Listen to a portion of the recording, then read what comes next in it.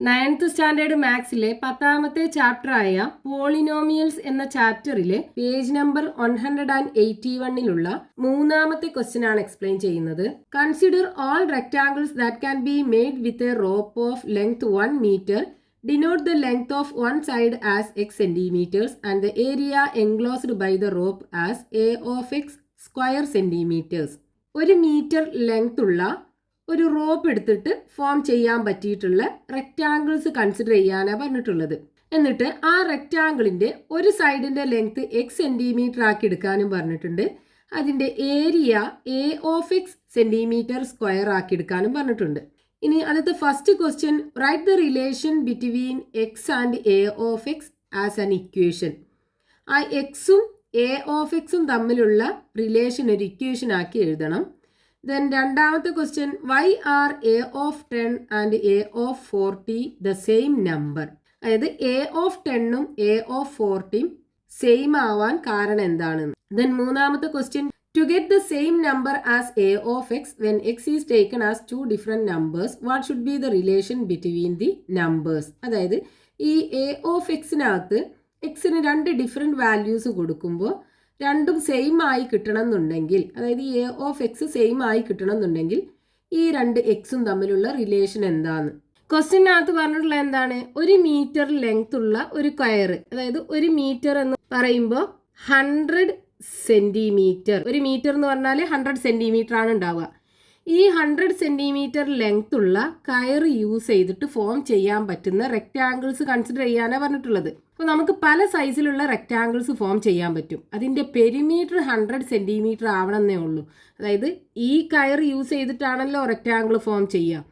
അപ്പോൾ ഈ ബൗണ്ടറി, ഈ ലെങ്ത് എല്ലാം കൂടെ ആഡ് ചെയ്താൽ എത്ര കിട്ടണം? 100 സെന്റിമീറ്റർ കിട്ടണം. അപ്പോൾ നമുക്ക് പല സൈസിലുള്ള റെക്റ്റാങ്കിൾസ് ഫോം ചെയ്യാം. എക്സാമ്പിൾ പറയുകയാണെന്നുണ്ടെങ്കിൽ ഇപ്പം നമ്മൾ ലെങ്ത്ത് 30 സെൻറ്റിമീറ്റർ ആണ് എടുത്തത്. അപ്പോൾ ഈ സൈഡിൻ്റെ ലെങ്ത്തും 30 സെൻറ്റിമീറ്റർ ആവണ്ടേ. അപ്പോൾ 30 + 30 60 കിട്ടി. ബാക്കി എത്ര ഉണ്ടാവും? 40 സെൻറ്റിമീറ്റർ ഉണ്ടാവും.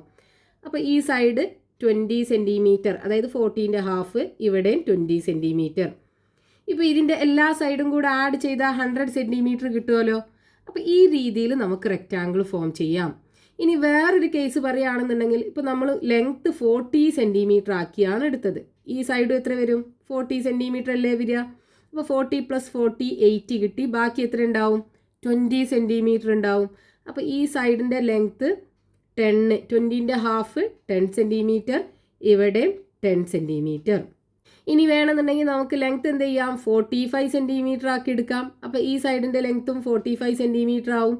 അപ്പോൾ 45 + 45 90 സെൻറ്റിമീറ്റർ ആയി. ബാക്കി 10 സെൻറ്റിമീറ്റർ ഉണ്ടാവും അല്ലേ. അപ്പോൾ ബ്രെഡ്ത്ത് എന്ത് വരും? 5 സെൻറ്റിമീറ്റർ. 10ൻ്റെ ഹാഫ്, ഇവിടെയും 5 സെൻറ്റിമീറ്റർ. ഇനി നമുക്ക് സ്ക്വയറും ഫോം ചെയ്യാലോ. സ്ക്വയർ എന്ന് പറയുന്നത് 4 സൈഡും ഈക്വൽ ആയിട്ടുള്ള റെക്റ്റാങ്കിൾ അല്ലേ. അപ്പോൾ സ്ക്വയർ എടുക്കുകയാണെന്നുണ്ടെങ്കിൽ നമുക്ക് 25 സെൻറ്റിമീറ്റർ കിട്ടും ഓരോ സൈഡിൻ്റെ ലെങ്ത്തും. അപ്പോൾ നമുക്ക് ഏത് രീതിയിൽ വേണമെന്നുണ്ടെങ്കിലും റെക്റ്റാങ്കിൾ ഫോം ചെയ്യാം. ഇനി നമ്മളോട് ക്വസ്റ്റ്യനകത്ത് എന്താ പറഞ്ഞിട്ടുള്ളത്? ഈ ഫോം ചെയ്യാൻ പറ്റുന്ന റെക്റ്റാങ്കിൾസിൻ്റെ ഒക്കെ ഒരു സൈഡിൻ്റെ ലെങ്ത്ത് എക്സ് സെൻറ്റിമീറ്റർ ആക്കി എടുക്കാൻ പറഞ്ഞിട്ടുണ്ട് അല്ലേ. അപ്പോൾ നമ്മൾ ഈ സൈഡ് എക്സ് എടുക്കുകയാണെന്നുണ്ടെങ്കിൽ അതിൻ്റെ അടുത്ത സൈഡ് എന്തായിരിക്കും കിട്ടുക? അതെങ്ങനെ നമുക്ക് കണ്ടുപിടിക്കാം? ഇവിടെ ഈ പെരിമീറ്റർ എന്ന് പറയുന്നത് 100 സെൻറ്റിമീറ്റർ ആണല്ലോ. അതായത് റെക്റ്റാങ്കിളിൻ്റെ പെരിമീറ്റർ കണ്ടുപിടിക്കാനുള്ള ഫോർമുല എന്താണ്? പെരിമീറ്റർ = 2 × L + B ആണല്ലോ. ഇവിടെ ഒരു സൈഡിൻ്റെ ലെങ്ത്ത് നമുക്ക് എക്സ് സെൻറ്റിമീറ്റർ കിട്ടിയില്ലേ, അത് നമുക്ക് ലെങ്ത്ത് ആക്കി എടുക്കാം. അപ്പോൾ 2 × ലെങ്ത്തിന് പകരം എക്സ് കൊടുക്കുക പ്ലസ് ബ്രെഡ്ത്ത്. ഇനി ഇതിൻ്റെ പെരിമീറ്റർ എത്ര കിട്ടണം? 100 സെൻറ്റിമീറ്റർ കിട്ടണം അല്ലേ. So 2 × x + b = 100 centimetre. അപ്പോൾ x + b = എന്തായിരിക്കും? ഈ 2നെ റൈറ്റ് സൈഡിലേക്ക് കൊണ്ടുപോയാൽ അത് ഡിവിഷനായി മാറും അല്ലേ. അതായത് 100/2 ദാറ്റ് = 50 സെൻറ്റിമീറ്റർ കിട്ടും. അപ്പോൾ ബ്രെഡ്ത്ത് b = എന്തായിരിക്കും? ഈ 50 - x ആവുമല്ലോ. ഈ എക്സിന് അപ്പുറത്തേക്ക് കൊണ്ടുപോയാൽ -x ആയി മാറും. അപ്പോൾ റെക്റ്റാങ്കിളിൻ്റെ ബ്രെഡ്ത്ത് എന്തായിരിക്കും? 50 - x ലെങ്ത് എക്സും ആയിരിക്കും. എല്ലാ റെക്റ്റാങ്കിൾസിന്റെ കേസും അങ്ങനെ തന്നെയാണ് ഉണ്ടാവുക. ഇനി നമ്മളോട് ഫസ്റ്റത്തെ ക്വസ്റ്റ്യനകത്ത് എന്താ പറഞ്ഞിട്ടുള്ളത്? ഈ റെക്റ്റാങ്കിൾസിന്റെ ഒക്കെ ഏരിയ എ ഓഫ് എക്സ് ആക്കി എടുക്കാൻ പറഞ്ഞിട്ടുണ്ട് അല്ലേ. അപ്പൊ ഏരിയ ഓഫ് റെക്റ്റാങ്കിൾ കണ്ടുപിടിക്കാനുള്ള ഫോർമുല എന്താണ്? ലെങ്ത് ഇൻറ്റു ബ്രെഡ്ത്ത് അല്ലേ? So length into breadth. അപ്പോൾ ഏരിയ എ ഓഫ് എക്സ് ആക്കി എടുക്കാൻ പറഞ്ഞിട്ടുണ്ട്. So A of X is equal to length എന്താണ്? എക്സ് സെൻറ്റിമീറ്റർ അല്ലേ? So X into breadth 50 minus X equal to, ഇനി ഈ ബ്രാക്കറ്റ് ഓപ്പൺ ചെയ്യുക, എക്സ് ഇൻറ്റു 50 എക്സ് കിട്ടും. Then X into minus X, ഒരു പോസിറ്റീവും ഒരു നെഗറ്റീവും കൂടെ മൾട്ടിപ്ലൈ ചെയ്യുമ്പോൾ പ്രൊഡക്റ്റ് നെഗറ്റീവ് ആണ് ഉണ്ടാവുക, minus X square. So A of X is equal to 50x minus X square. അതായത് ഏരിയ എ ഓഫ് എക്സും തമ്മിലുള്ള റിലേഷൻ നമുക്ക് കിട്ടി. ഇനി രണ്ടാമത്തെ ക്വസ്റ്റ്യനകത്ത് എന്താ പറഞ്ഞിട്ടുള്ളത്? ഈ എ ഓഫ് 10 നമ്മൾ കണ്ടുപിടിച്ചാലും എ ഓഫ് 40 കണ്ടുപിടിച്ചാലും നമുക്ക് സെയിം നമ്പർ ആണ് കിട്ടുക. റീസൺ എന്താണെന്നാണ് ചോദിച്ചിട്ടുള്ളത്. നമുക്ക് എ ഓഫ് 10 കാണാം ആദ്യം. A of 10 is equal to എങ്ങനെ കണ്ടുപിടിക്കും? ഈ ഇക്വേഷനകത്ത് എക്സിൻ്റെ പൊസിഷനിലൊക്കെ 10 കൊടുക്കുക. അപ്പോൾ A of 10 is equal to 50 into എക്സിന് പകരം 10 കൊടുക്കുക. സോ 50 ഇൻറ്റു 10 മൈനസ് എക്സ് സ്ക്വയറിന് പകരം 10 സ്ക്വയർ കൊടുക്കുക. So 10 square. അതായത് a of 10 is equal to 50 into 10 500 കിട്ടും, മൈനസ് 10ൻ്റെ സ്ക്വയർ 100 കിട്ടും. സോ ഈക്വൽ ടു 500 100 പോയാൽ 400 അല്ലേ കിട്ടുക. അപ്പോൾ എ ഓഫ് 10 400 ആണ് കിട്ടിയത്. ഇനി എ ഓഫ് 40യും കണ്ടുപിടിക്കാം. So A of 40 is equal to, ഈ ഇക്വേഷനകത്ത് എന്ത് ചെയ്യുക? എക്സിൻ്റെ പൊസിഷനിലൊക്കെ 40 കൊടുക്കുക. അപ്പോൾ 50 ഇൻറ്റു എക്സിന് പകരം 40 കൊടുക്കുക, മൈനസ് എക്സ് സ്ക്വയറിന് പകരം 40 സ്ക്വയറും കൊടുക്കുക.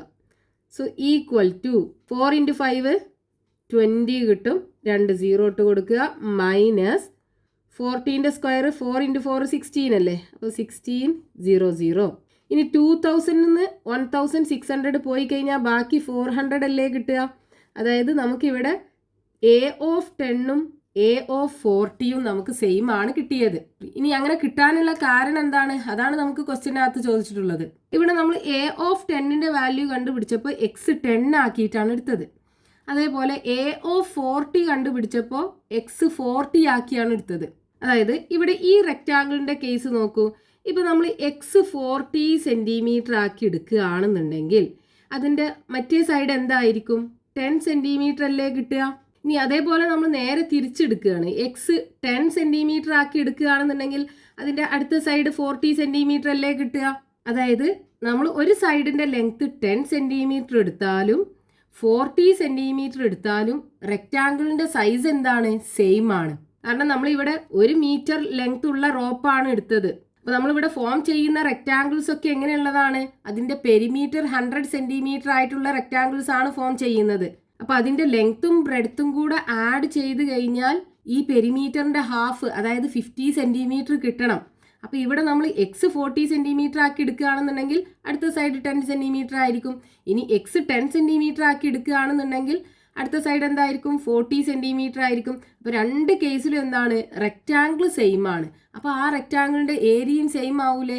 ഇവിടെ എ ഓഫ് എക്സ് എന്ന് പറയുന്നത് റെക്റ്റാങ്കിളിൻ്റെ ഏരിയ ആണ്. അപ്പോൾ നമ്മൾ എക്സ് 40 ആക്കി എടുക്കുകയാണെന്നുണ്ടെങ്കിലും 10 ആക്കി എടുക്കുകയാണെന്നുണ്ടെങ്കിലും അത് സെയിം റെക്റ്റാങ്കിളിൻ്റെ സൈഡ്സ് ആണ്. അപ്പോൾ ഏരിയ സെയിം തന്നെയാണ് നമുക്ക് കിട്ടുക. അതുകൊണ്ടാണ് എ ഓഫ് 10ഉം എ ഓഫ് 40യും സെയിം ആവാൻ കാരണം. അപ്പോൾ നമുക്ക് എങ്ങനെ എഴുതാം?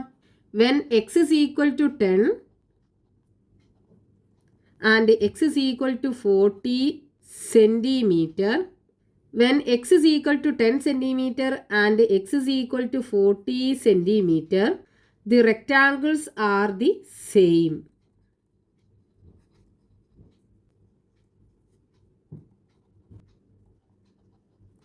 So areas are also same.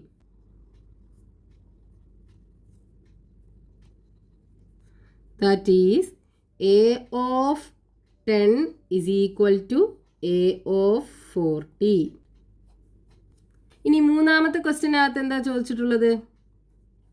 ഈ എക്സ് നമ്മൾ ഡിഫറെൻറ്റ് നമ്പേഴ്സ് ആക്കി എടുക്കുകയാണെന്നുണ്ടെങ്കിൽ അതിൻ്റെ രണ്ടിൻ്റെയും എ ഓഫ് എക്സ് നമ്മൾ കണ്ടുപിടിക്കുമ്പോൾ നമുക്ക് സെയിം നമ്പർ കിട്ടണമെന്നുണ്ടെങ്കിൽ ആ രണ്ട് എക്സും തമ്മിലുള്ള റിലേഷൻ എന്താണെന്നാണ് ചോദിച്ചിട്ടുള്ളത് അല്ലേ? അതായത് നമ്മളിപ്പോൾ ഇവിടെ രണ്ടാമത്തെ ക്വസ്റ്റ്യനകത്ത് ചെയ്ത അതേപോലെ തന്നെ നമ്മൾ എ ഓഫ് 10ഉം എ ഓഫ് 40 കണ്ടുപിടിച്ചപ്പോൾ നമുക്ക് സെയിം നമ്പറാണ് കിട്ടിയത്. ഇങ്ങനെ രണ്ട് നമ്പേഴ്സിൻ്റെ എ ഓഫ് എക്സ് നമ്മൾ എടുക്കുമ്പോൾ സെയിം കിട്ടണം എന്നുണ്ടെങ്കിൽ ഈ രണ്ട് എക്സും തമ്മിലുള്ള റിലേഷൻ എന്താണെന്നാണ് ചോദിച്ചിട്ടുള്ളത്. അപ്പോൾ ഇവിടെ നോക്കൂ, 10ഉം 14 തമ്മിലുള്ള റിലേഷൻ എന്താണ്? രണ്ടും കൂടെ ആഡ് ചെയ്താൽ 50 കിട്ടണം, അതായത് പെരിമീറ്ററിൻ്റെ ഹാഫ് കിട്ടണം. അപ്പോൾ ഈ രണ്ട് എക്സും തമ്മിലുള്ള റിലേഷൻ എന്താവണം? രണ്ടും കൂടെ ആഡ് ചെയ്താൽ 50 കിട്ടണം. എക്സാമ്പിൾ പറയുകയാണെന്നുണ്ടെങ്കിൽ ഇവിടെ 30ഉം 20 ആഡ് ചെയ്താൽ 50 അല്ലേ, 40 10 ആഡ് ചെയ്താൽ 50 അല്ലേ, 45ഉം 5ഉം ആഡ് ചെയ്താൽ 50 അല്ലേ. ഈ കേസ് നമുക്ക് എടുക്കാൻ പറ്റില്ല, കാരണം നമ്മളോട് പറഞ്ഞിട്ടുണ്ട് എന്താണ്?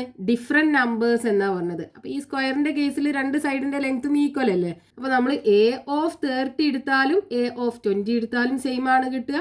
അതേപോലെ എ ഓഫ് 40 എടുത്താലും എ ഓഫ് 10 എടുത്താലും രണ്ടിൻ്റെ വാല്യൂ സെയിം ആണ് കിട്ടുക. ഇനി എ ഓഫ് 45ഉം എ ഓഫ് 5ഉം കണ്ടുപിടിച്ചാൽ രണ്ടിൻ്റെ വാല്യൂ സെയിം ആണ് കിട്ടുക. അപ്പോൾ നമുക്ക് എങ്ങനെ എഴുതാം? To get the same number as a of x,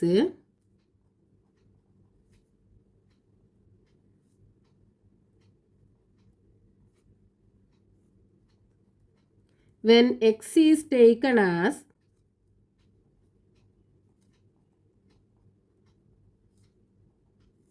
two different numbers,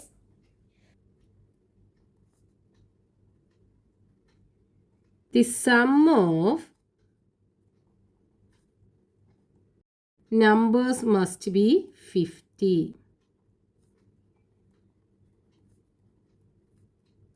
ആ രണ്ട് നമ്പറും കൂടെ, അതായത് ആ രണ്ട് എക്സും കൂടെ ആഡ് ചെയ്താൽ 50 കിട്ടണം.